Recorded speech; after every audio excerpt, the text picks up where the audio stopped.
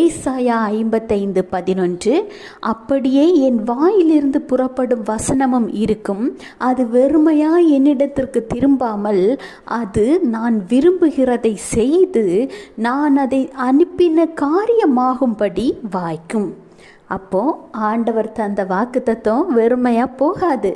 ஆண்டவராய் இயேசு கிறிஸ்து உங்களுடைய வாழ்க்கையை குறித்து, உங்கள் எதிர்காலத்தை குறித்தோ அல்லது உங்கள் தொழிலை குறித்தோ உங்களுக்கு ஒரு வாக்குத்தத்தத்தை தந்துள்ளார் எனில் அதை எந்த காரணத்தை கொண்டும் சந்தேகப்பட வேண்டிய அவசியமே கிடையாது.